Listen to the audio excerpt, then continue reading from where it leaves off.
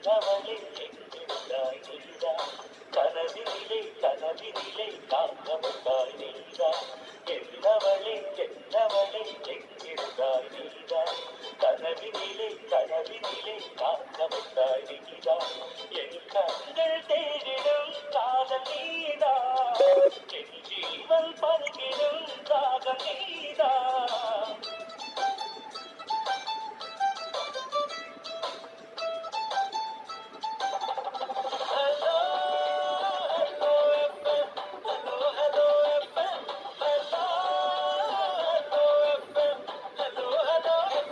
Hello FM தமிழரின் பேச்சு தமிழகத்தின் மூச்சு.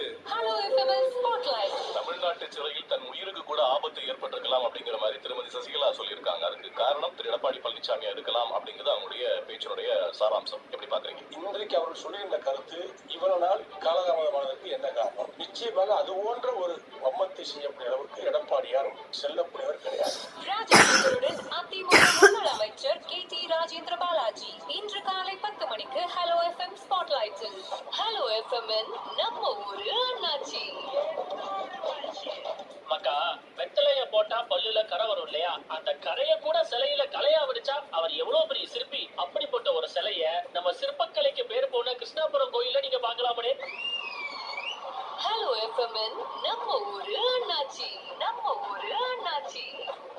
வழங்கியோர் முத்தை சிப்பி பாதுகாப்பது போல நம் இதயத்தை பாதுகாக்க அருணா கார்டியாக் கேரில் தென் தமிழகத்தில் முதல் முறையாக லேசர் ஆஞ்சியோபிளாஸ்டி சிகிச்சை. அருணா கார்டியாக் கேர் திருநெல்வேலியை தொடர்ந்து இப்போது தூத்துக்குடியிலும். இந்த மாசத்துல இருந்து சேமிக்க போறேன்னு சொன்னீங்களே, ஆரம்பிச்சிட்டீங்களா?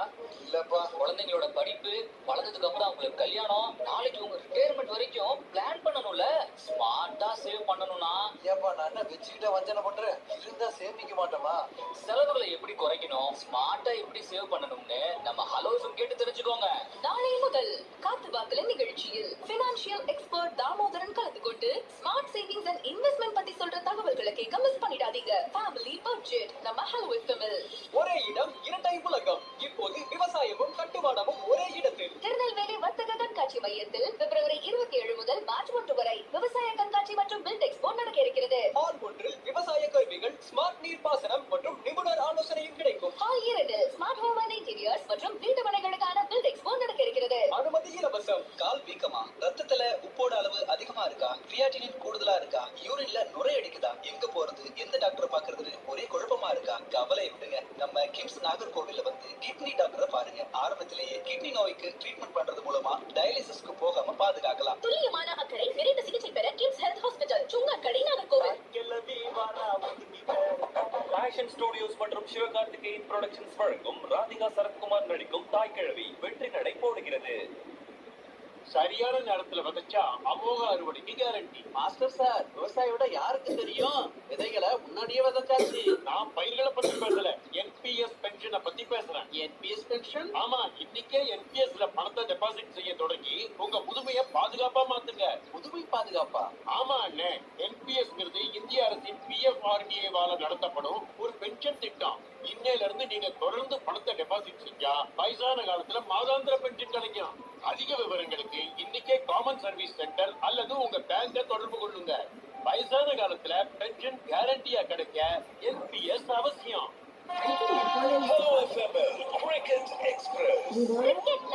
பக்கத்துல போயிட்டு வேற மோதி மோதி கௌரவண்ணா, இத்தனை வருஷம் விளையாடுறீங்க, ஃபீல்டிங்ல பாயிண்ட் கூட வித்தியாசம் தெரியலையாண்ணா? சாரிப்பா, ஏதோ இந்த ஒரு டைம் இல்லண்ணே, ஒவ்வொரு டைம் இதுதான் பண்றீங்க. நான் என்னப்பா பண்றது? ஏரியா கிரவுண்ட்ல விளையாடுறப்போ கரண்ட் கம்பத்து பக்கத்துல இல்ல, மணி பக்கத்துல இல்லன்னு சொல்றீங்க. அங்க போயிட்டு நீங்க டெக்னிக்கலா பேசினா எனக்கு எப்படி புரியும்?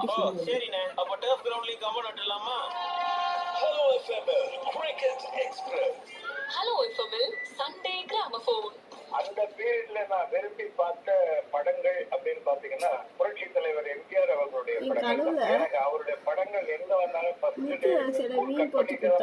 அது எத்தனை ஷோ நான் பாக்குறேன்னு தெரியாது. 15 தடவை 20 தடவை 30 தடவை நீரும் நெருப்பம்ல நான் 65 தடவை பார்த்துட்டேன். ஆர்ஜே செல்வாவுடன் நடிகர் மற்றும் டப்பிங் ஆர்டிஸ்ட் ராஜேந்திரன் கலந்து கொண்டு பேசும் சண்டே கிராமபோன்.